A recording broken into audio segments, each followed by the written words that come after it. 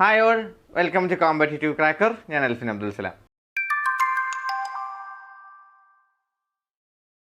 അപ്പോൾ നമ്മുടെ എക്സാം ആരംഭിച്ചിരിക്കുകയാണ്. നെറ്റ് പരീക്ഷയുടെ ആദ്യത്തെ ഘട്ടം ആരംഭിച്ചിരിക്കുകയാണ് ഈ വർഷത്തെ.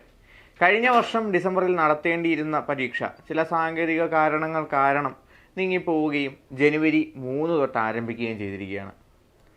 ആദ്യത്തെ ഷിഫ്റ്റ് പരീക്ഷ പൂർത്തിയാകുമ്പോൾ നമുക്ക് ഈ വർഷത്തെ പരീക്ഷാ പാറ്റേണിനെ പറ്റി, അല്ലെങ്കിൽ ഈ ടേമിലെ ഈ ജനുവരി എക്സാമിലെ പരീക്ഷാ പാറ്റേണിനെ പറ്റി ലഭിക്കുന്ന കുറച്ച് കാര്യങ്ങൾ നിങ്ങളിലേക്ക് ഷെയർ ചെയ്ത് തരാൻ വേണ്ടിയിട്ടാണ് ഞാനിന്ന് വന്നിട്ടുള്ളത്.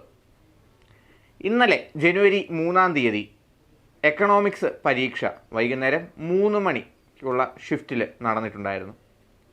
ഈ ഷിഫ്റ്റിൽ നടന്നിട്ടുള്ള പരീക്ഷയെ നോക്കിക്കാണുമ്പോൾ രാവിലെ നടന്ന 9:30 ഷിഫ്റ്റിൽ നടന്ന പരീക്ഷയെക്കാളും പൊതുവെ എളുപ്പമുള്ള ഒരു പരീക്ഷയായിട്ടാണ് റെക്കോർഡ് ചെയ്യപ്പെട്ടിട്ടുള്ളത്. എങ്കിലും നമുക്ക് ജനറൽ പേപ്പർ 2 എന്നൊരു കാഴ്ചപ്പാടിൽ മുമ്പോട്ട് പോകുമ്പോൾ പേപ്പർ 1 നമുക്കറിയാം 10 മൊഡ്യൂളുകളുണ്ട്. ഈ മൊഡ്യൂളുകളുടെ ചോദ്യങ്ങളുടെ റേഷ്യോയിൽ വ്യത്യാസം കാര്യമായിട്ട് വന്നിട്ടുണ്ട്. കമ്മ്യൂണിക്കേഷനിൽ നിന്ന് 7 ചോദ്യങ്ങൾ, മാത്തമാറ്റിക്കൽ റീസണിങ്ങിൽ നിന്നും ICTയിൽ നിന്നും 6 ചോദ്യങ്ങൾ, PDE people development and environment, higher education system, logical reasoning, ഈ 3 ടോപ്പിക്കുകളിൽ നിന്ന് 5 ചോദ്യങ്ങൾ, റിസർച്ച് ആപ്റ്റിറ്റ്യൂഡിൽ നിന്ന് 4 ചോദ്യങ്ങൾ, ടീച്ചിങ് ആപ്റ്റിറ്റ്യൂഡിൽ നിന്ന് 2 ചോദ്യങ്ങൾ, DI 5 ചോദ്യങ്ങൾ, കോംപ്രിഹെൻഷൻ 5 ചോദ്യങ്ങൾ. ഇങ്ങനെയുള്ള ഒരു ഡിഫറൻസിയേഷനാണ് പേപ്പർ 1 വന്നിട്ടുള്ളത്. ഒരു ഈക്വൽ ഡിസ്ട്രിബ്യൂഷൻ അല്ല. ഇവിടെ നമുക്ക് ഏത് ചോദ്യങ്ങൾക്കാണ് അല്ലെങ്കിൽ ഏത് വിഭാഗത്തിനാണ് കൂടുതൽ ഊന്നൽ നൽകിയിട്ടുള്ളതെന്ന് നമുക്ക് മനസ്സിലാക്കും.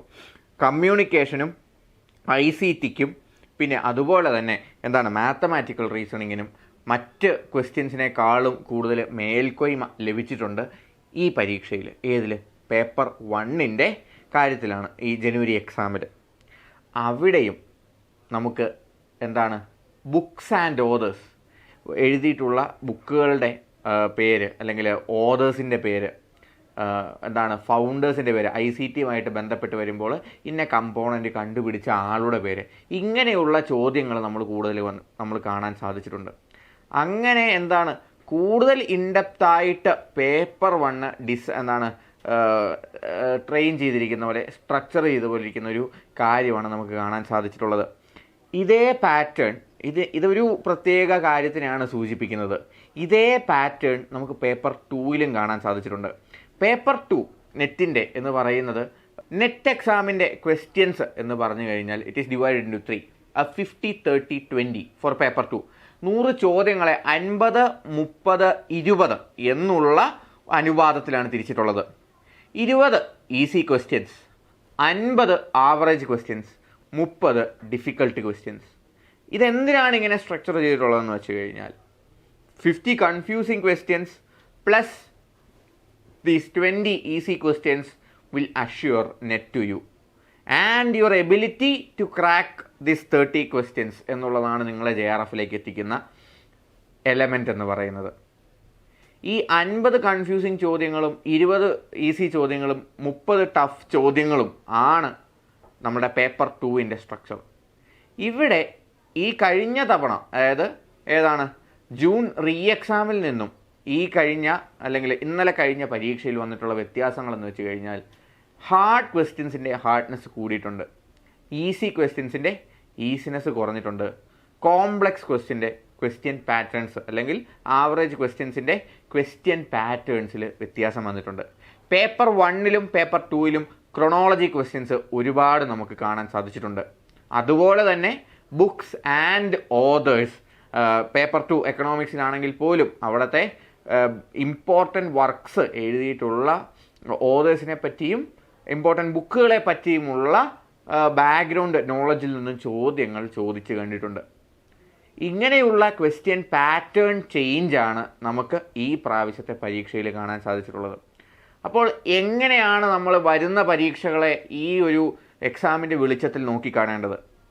വരുന്ന പരീക്ഷകളിൽ പേപ്പർ 1 ക്രൊണോളജി ക്വസ്റ്റ്യൻസിലേക്ക് ശ്രദ്ധ ചെലുത്തുക. പ്രത്യേകിച്ച് ICT പോർഷൻസിലേക്ക് make sure you know about the years. And DI questions are comparatively easier.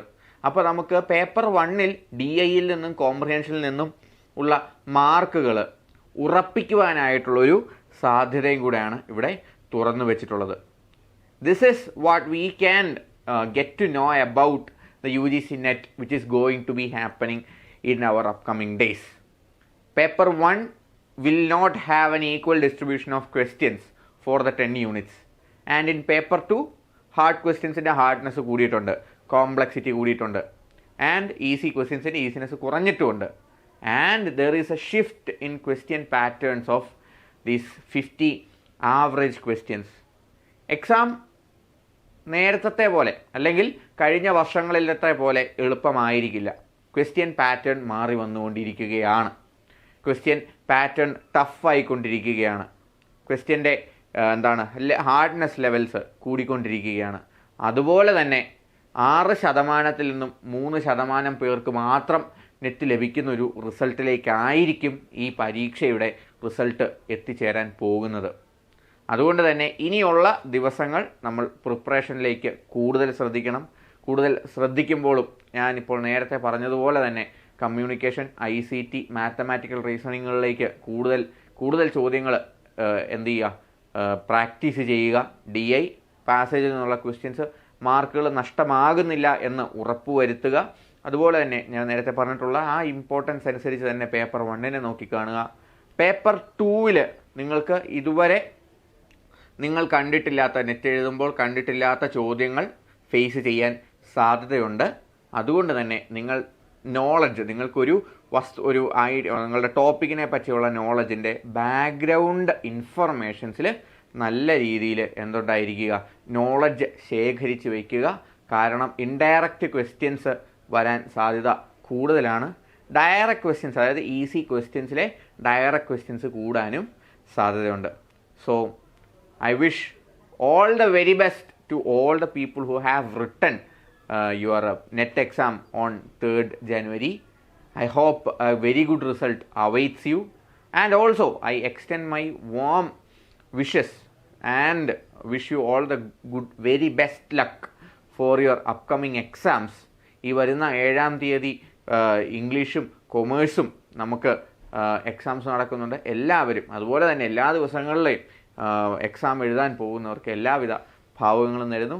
I wish you all the very best. അപ്പോൾ ഇങ്ങനെയുള്ള ഇൻഫോർമേറ്റീവ് വീഡിയോസിന് വേണ്ടിയിട്ട് ഈ ചാനൽ സബ്സ്ക്രൈബ് ചെയ്യുക. നിങ്ങളുടെ ആസ്പിരൻറ്റ് സുഹൃത്തുക്കളിലേക്ക് ഈ വീഡിയോ ഷെയർ ചെയ്തെത്തിക്കുക. Thank U.